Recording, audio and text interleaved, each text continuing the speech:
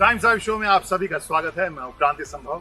आज के एपिसोड में यानी 2022 के सेकेंड एपिसोड में कुछ टू व्हीलर्स की बातें करेंगे। खास कंपैरिजन होगा। ऑब्वियसली ये कंपैरिजन अभी नहीं, ये कंपैरिजन दो ऐसे प्रोडक्ट्स का होगा जो एक ही कंपनी के हैं। इसके अलावा हम बात करेंगे इस साल मार्केट कैसे बदलने वाला है और हाँ, एक खास नई जर्मन एसयूवी के बारे में भी आपको बताने वाले हैं। तो शुरुआत करते हैं आज के एपिसोड।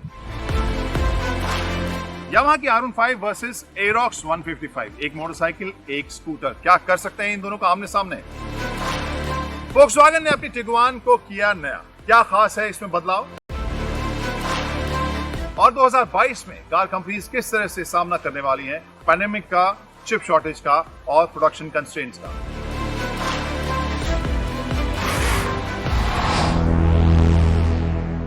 दस 12 साल पहले जब यामाहा अपनी R15 लेकर आई थी तो एक फैसिनेशन था यंगस्टर्स में, स्पोर्ट्स बाइक एंथुसियास्ट में, कि इस सेगमेंट में कम बजट में या इस इंजन ऑप्शन के साथ ऐसे साइज में सुपर स्पोर्ट्स कैटेगरी के कुछ फीचर्स, कुछ फील के साथ बाइक यामाहा ने लॉन्च की। काफ़ी बोल्ड प्रोडक्ट था उस वक्त के लिए।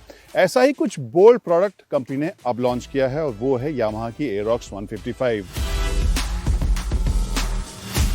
हाल फिलहाल में बहुत सारे प्रोडक्ट्स आए हैं लेकिन थोड़े कंजर्वेटिव, थोड़े सेफ प्रोडक्ट रहे हैं, कुछ अपग्रेड्स रहे हैं, कुछ एक नए अवतार रहे हैं बाकी प्रोडक्ट्स के। लेकिन ये एक स्कूटर मुझे काफ़ी बोल्ड और फैसिनेटिंग अब लग रहा है। बहुत दिनों से मेरा मन था कि क्या इस तरह के स्कूटर हिंदुस्तान में लॉन्च होंगे, नहीं होंगे, कब होंगे, और फाइनली यामाहा ने जिस एरोक्स को जब लॉन्च किया तो आई थिंक ये अगेन एक इंटरेस्टिंग और बोल्ड प्रोडक्ट कंपनी की तरफ से रहा है। तो आज करते हैं इन दोनों को कंपेयर और देखते हैं कि दोनों में अलग क्या है, दोनों में सेम क्या है, और इसके अलावा ये कि अगर मैं आज खरीदने जाऊं इन दोनों में से कोई एक सवारी तो कौन सी खरीदना पसंद करूंगा। Let's start this story.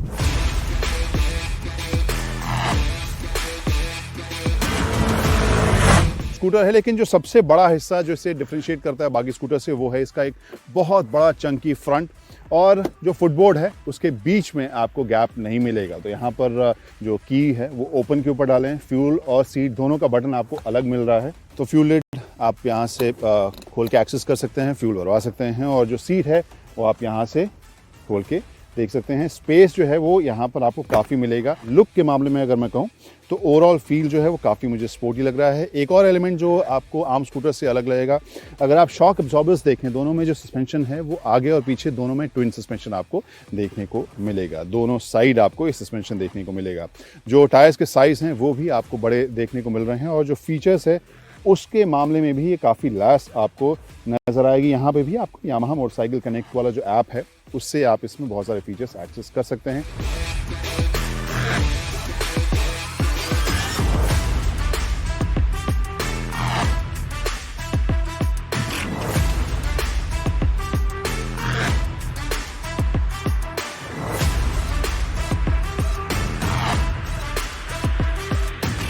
एक और फीचर जो आपको इसमें थोड़ा अलग इंटरेस्टिंग देखने को मिलेगा वो है इंजन स्टार्ट स्टॉप जो है ऑटो आपको इसमें देखने को मिलेगा। आप जब राइड कर रहे हैं, ट्रैफिक में रुके हैं, तो आपको इंजन बंद करने की ज़रूरत नहीं है। ये कार्स में जिस तरह से होता है वैसे ही इसका इंजन भी बंद हो जाता है। इसके अलावा साइड स्टैंड आपने लगाया है तो इंजन जो है वो स्टार्ट नहीं होगा। ये बातें मोटे तौर पर आपको इसमें देखने को मिल गई।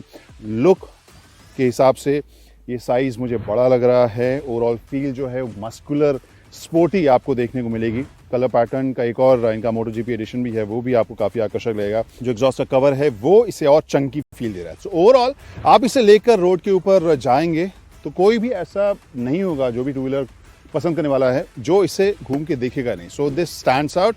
I think this is very interesting and disruptive product अगर हम स्कूटर मार्केट की बात करें।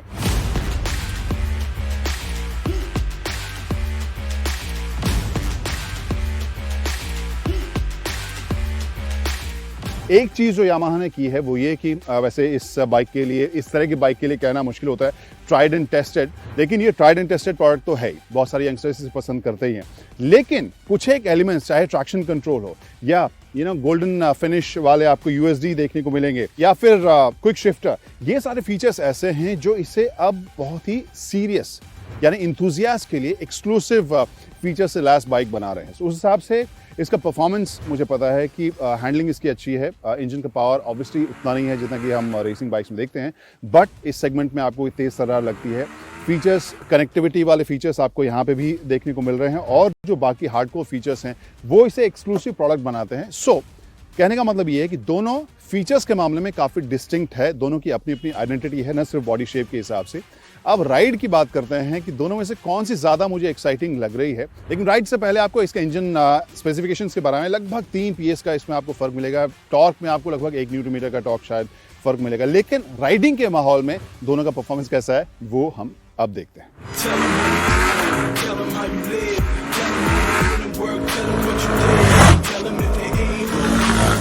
तो राइड की शुरुआत वैसी ही थी जैसा आपने सोचा।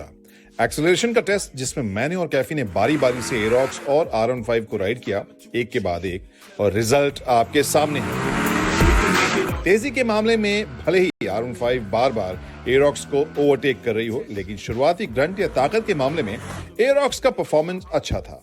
सिटी में तेज राइड पसंद करने वाले राइडर्स को निराश ये स्कूटर नहीं करेगा। ब्रेकिंग कॉन्फिडेंस देता है, सस्पेंशन काफी कंफर्टेबल लगा और 14 इंच के व्हील्स के साथ राइड क्वालिटी कंट्रोल थी। ओवरऑल स्कूटर्स के हिसाब से जो इमेज होता है उसके मुकाबले एरोक्स ज्यादा एक्साइटिंग सवारी है। ऐसा नहीं कि हैंडलिंग, कंट्रोल या परफॉर्मेंस में ये R15 को टक्कर दे रही हो, लेकिन ये कॉमन स्कूटर और R15 के बीच के गैप को पूरा करता लगा। एरोक्स ने R15 के सभी एस्पेक्ट जैसे सीटिंग, एक्सेलरेशन, हैंडलिंग और पावर डिलीवरी को थोड़ा लेड बैक बनाया। गाइस, बिंदु कहाँ विश्राम करती है? बिंदु विश्राम कर रही है, उससे पहले बताएं R15 के बारे में। प्रिसाइज है, हैंडलिंग अच्छी है, पावर डिलीवरी आपको अच्छी लगेगी, एक्सक्लूसिव फीचर्स हैं। अभी भी जो सबसे इंटरेस्टिंग चीज़ है कि एक अलग आइडेंटिटी इसकी बची हुई है इतने सालों के बाद भी। उस हिसाब से मुझे लगता है कि अभी भी काफ़ी पोटेंट प्रोडक्ट है। मैं खरीदूंगा कि नहीं, उस जवाब से पहले एरोक्स, तो यामाहा एरोक्स बहुत ही यूनिक, बहुत ही डिफरेंट सी दिखने वाली एक तेज तर्रार सवारी है, तेज तर्रार स्कूटर है। फीचर्स मुझे पसंद आए, लुक मुझे इसका पसंद आया, राइडिंग भी मुझे इसकी पसंद आई है। और प्राइस में अगर बात करें, ऑलमोस्ट 50,000 ये सस्ती लग रही है। और यहाँ पे मैंने सोचा कि ये मुझे ज़्यादा पसंद आ रही है अगर मैं इन दोनों में से ख़रीदूँगा ओवरऑल पैकेज के हिसाब से। हालांकि कैफ़ी का कहना है कि मेरी एज की वजह से मुझे ये ज़्यादा पसंद आ रहा है, बट मैं उससे बोल रहा था कि मेरे बजट की वजह से और जिस तरह का प्रोडक्ट है। खैर, यहाँ पे मैं कहूँगा कि एक वजह से मैं इसे नहीं खरीदूँगा, बाकी सारी वजहों से खरीदूँगा, और वो है कि अगर मेरी हाइट के हिसाब से थोड़ी सी ये बड़ी रहती या मेरी हाइट थोड़ी छोटी रहती तो ये स्कूटर बिल्कुल फिट होता मेरे जिस तरह के मूड की मैं बात कर रहा हूँ। क्योंकि यहाँ पर मुझे पता है कि जिस तरह की सड़कें हैं वहाँ पर मेरे जो नीज़ हैं बार बार टकराएंगे, तो मेरी हाइट के अलावा बाकी सारी वजह जो हैं उसको लेकर मैं देखूं तो मैं शायद एरोक्स खरीद के ही यहाँ से निकलूंगा। तो बिंदु वही विश्राम कर रही है।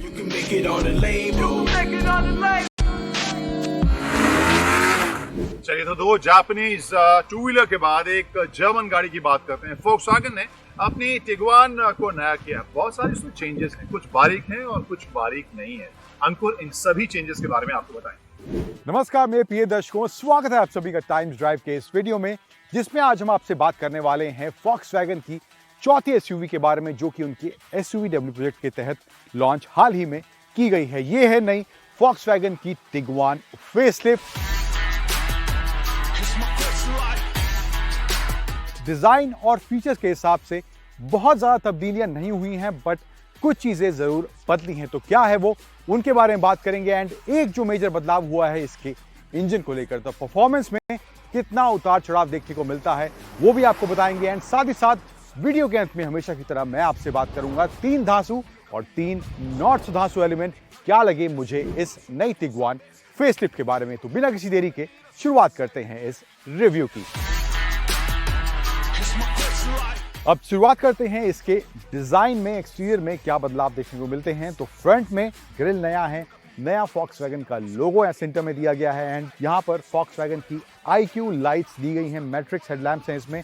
तो ये आपको शेप दिखेगा ड्यूअल, इसमें L शेप DRL यहाँ पे इसके हेडलैम्प्स में आपको देखने को मिलेंगे। एक पियानो ब्लैक का मिक्सचर भी थोड़ा बहुत आपको इसके फ्रंट लुक में देखने को मिल जाएगा। फिर आते हैं साइड प्रोफाइल में। तो यहाँ पर जो बदलाव है मेजर वो है इसके नए एलॉय व्हील्स। 18 इंचेस के व्हील इस टिगुआन फेसलिफ्ट में दिए गए हैं। देन क्रोम का इस्तेमाल साइड प्रोफाइल में भी काफी जगह आपको देखने को मिलेगा। पीछे आए, पीछे भी थोड़ा सा बदलाव हुआ है जो कि इसकी टेल लाइट में है। टेल लाइट का हालांकि साइज प्रोपोर्शन सेम है, बट अंदर का जो पैटर्न है वो पहले से बदला हुआ है, जो कि थोड़ा रात को जब आप देखेंगे इसकी लाइट्स तो वो देखने में काफी अच्छा भी जरूर लगता है। एंड सेंटर में नया लोगो है एंड टिगुआन की नई लेटरिंग दी गई है यहाँ पर सेंटर में, ये भी आपको इस टिगुआन के रियर लुक में देखने को मिलेगा। एंड क्रोम का एलिमेंट रियर बम्पर में भी काफी जगह देखने को मिल जाएगा। तो एक्सटीरियर में ये कुछ बदलाव हैं, अंदर क्या बदला है, let's go and check there out.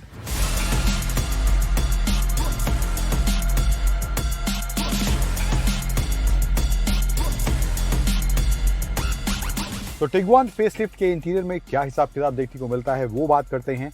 तो यहाँ पर सॉफ्ट टच के साथ थ्रू आउट आपको इसका डैशबोर्ड देखने को मिलेगा एंड काफी प्रीमियम ये देखने में, और फील भी इसका काफी अच्छा आपको लगेगा जब आप इस गाड़ी में बैठेंगे पहली कतार में।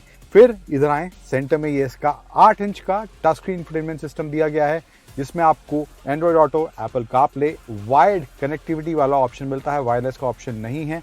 देन इसके अलावा स्वाइप यानी जेस्चर कंट्रोल भी इसमें दिया गया है यहाँ पर टिगुआन के इस इंफोटेनमेंट सिस्टम में। एसी के जो कंट्रोल्स हैं अब ये आपको टच सेंसिटिव देखने को मिलेंगे, जो कि पहले यहाँ पे नॉब दिए गए थे वो हटाकर यहाँ पे ये नया पैनल लगाया गया है, जिसमें आप टच से ही फैन की स्पीड कम ज़्यादा, टेम्परेचर कम ज़्यादा यहाँ पे कर सकते हैं। एंड हीटेड सीट्स का भी यहाँ पे एक आपको टच का ऑप्शन दिया गया है। एंड ये जो डायल दिया गया है ये आपको अलग अलग मोड स्विच करने के लिए यहाँ पे दिया गया है। इसमें आप snow mode, normal, eco, sport अलग अलग मोड में स्विच कर सकते हैं। And there is off road mode and there is also individual off road mode, जिसको आप अपने हिसाब से सेट कस्टमाइज कर सकते हैं। एंड यहाँ पे आए तो स्टीयरिंग व्हील भी आपको इसका नया देखने को मिलेगा, फ्लैट बॉटम है। देन देयर आर बटन जिसमें आपको ट्रैक आगे पीछे करने, वॉल्यूम कम ज़्यादा करने के, क्रूज कंट्रोल के बटन यहाँ पे दिए गए हैं। एंड जो इसका इंस्ट्रूमेंट क्लस्टर है वो भी यहाँ से आप कंट्रोल कर सकते हैं। इसमें आपको range, speed, oil temperature, trip meter, fuel consumption, ये सब ऑप्शन देखने को मिल जाएंगे। स्क्रीन जो है इसका इंस्ट्रूमेंट क्लस्टर का वो 10 इंच का स्क्रीन दिया गया है एंड इंफॉर्मेटिव काफ़ी वो देखने में ज़रूर लग रहा है। सीट्स जो हैं वो भी आपको हीटेड मिलती हैं। अब चलते हैं पिछली कतार में, वहाँ पे स्पेस कैसा है वो भी आपको दिखाते हैं।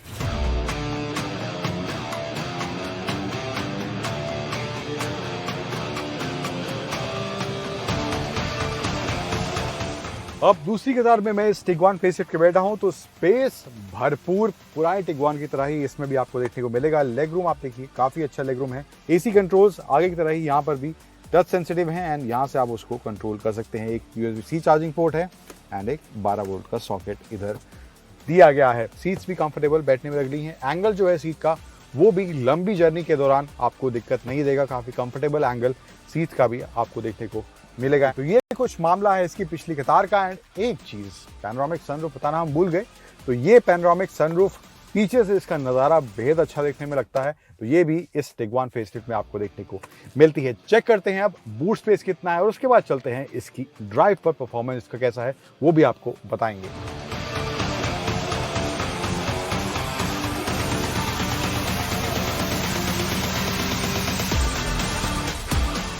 अब बात करते हैं बूट स्पेस की, तो अराउंड 615 लीटर्स का बूट स्पेस इसमें आपको देखने को मिलेगा, जिसमें इजीली आपके 4 बड़े बैग, एक छोटा बैग यहाँ पर इजीली आ सकता है। और अगर आप इन केस बूट स्पेस बढ़ाना चाहते हैं तो यहाँ पर ये लैच दिया गया है, सीट्स को आप नीचे यहाँ पे कर सकते हैं, तो आपके लिए एक्स्ट्रा बूट स्पेस यहाँ पे क्रिएट हो जाएगा। एंड 12 वोल्ट का सॉकेट इधर पीछे भी दिया गया है। अब जो इसमें एक मेजर बदलाव हुआ है, जिसमें जो नया 2 लीटर का इंजन दिया गया है उसका परफॉर्मेंस कैसा है, अब जांचते हैं उसको।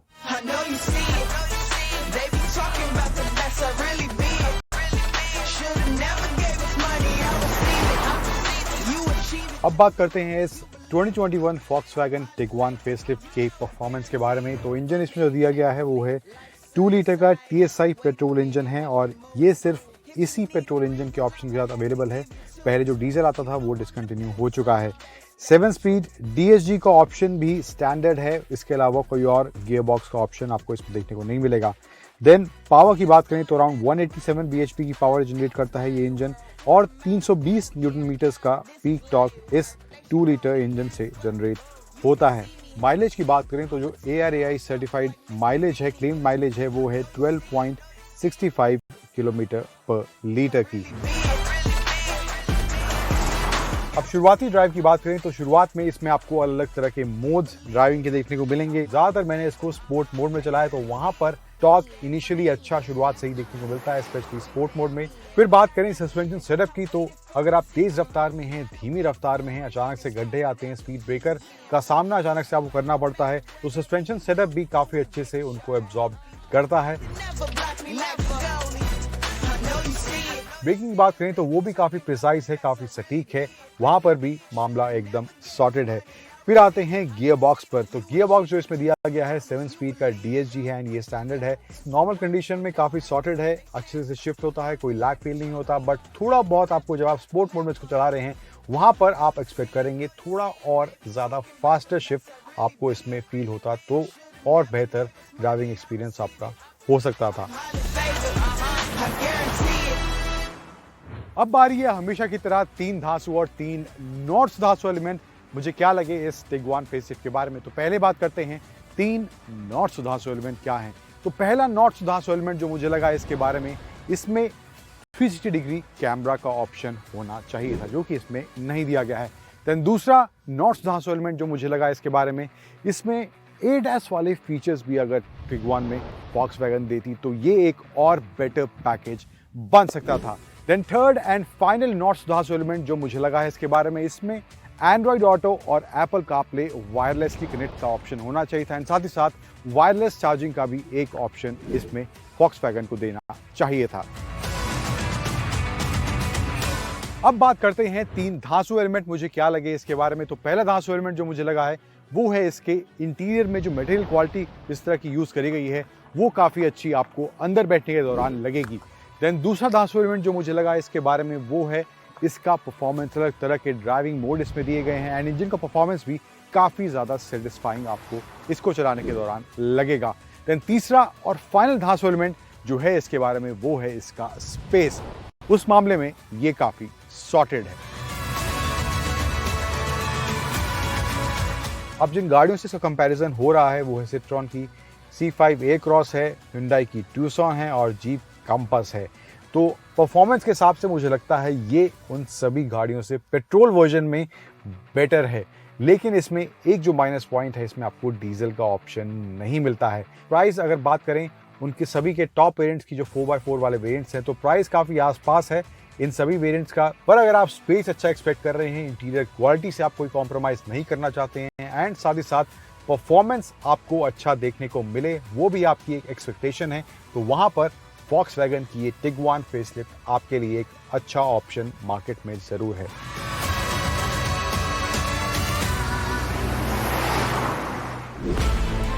एक छोटे से ब्रेक के बाद मारुति सुजुकी के एग्जीक्यूटिव डायरेक्टर शशांक श्रीवास्तव से करेंगे बातचीत, जानेंगे 2022 की चुनौतियों से कैसे निपटेंगी कार कंपनियां।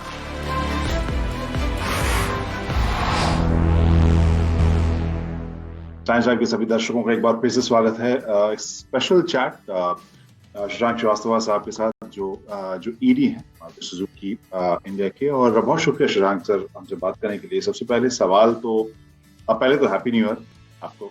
शुक्रिया, thank you so much. And first thing which I wanted to understand 2021 के नंबर्स अगर हम देखें, अब साल खत्म हो चुका है, आप उसे कैसे इवैल्यूएट? देखिए 2021 के नंबर का जो सबसे जो अहम मुझे लगता है एक जो फिगर है वो एक कि इस साल में 3 मिलियन का आंकड़ा पार हुआ है पैसेंजर व्हीकल्स में। एक तो 2017 में किया था, एक 2018 में किया था और अब 2021 में। और इस साल को मैं बहुत इसलिए जबरदस्त मानता हूँ उस लिहाज से कि 3 मिलियन का मार्क हमने जब क्रॉस किया, जबकि इंडस्ट्री के सामने 2 बहुत बड़ी समस्याएं कह लीजिए या चैलेंजेस कह लीजिए जो सामने थे। नंबर 1, कोविड की जो दूसरी वेव थी वो बहुत इस बार दूसरी लहर काफी स्ट्रांग थी, ज्योग्राफिकली भी बहुत स्प्रेड आउट थी, रूरल एरियाज में भी स्प्रेड कर गई थी जैसे आपको याद होगा, और हमारे मेडिकल सिस्टम पे बहुत बुरा प्रेशर था उस समय। तो एक तो बहुत बड़ी समस्या ये रही। दूसरी, सेकेंड हाफ में हमने देखा कि सेमीकंडक्टर शॉर्टेज के चलते जो इलेक्ट्रॉनिक कंपोनेंट्स की शॉर्टफॉल रही, उससे सप्लाई चेन पे भी काफी विपरीत असर पड़ा। आपके ऊपर काफी प्रेशर इस साल रहा था। आपने जिस तरह से सेमीकंडक्टर चिप्स की बात कही थी, इसके अलावा जो लॉकडाउन्स हुए थे और साथ में कमोडिटीज की वजह से भी काफी प्रेशर हुआ था, उससे कैसे किस स्टेज तक आप पूरी तरह से छुटकारा पाने के बारे में सोच रहे हैं, कब तक ये ईज आउट हो जाए? देखिए, आप अगर वो सेमीकंडक्टर के प्रेशर की बात कर रहे हैं जो सप्लाई से रिलेटेड है, तो हाँ, आप सही फरमा रहे हैं, क्योंकि अगर आप डिमांड पैरामीटर्स देखें, बुकिंग्स देखें या इंक्वायरी लेवल्स देखें, वो बहुत अच्छी है। तो जो डिमांड बाउंस बैक है, that has been pretty strong, but unfortunately we have not been able to keep pace as far as supply is concerned, and as a result the number of pending bookings have gone up substantially.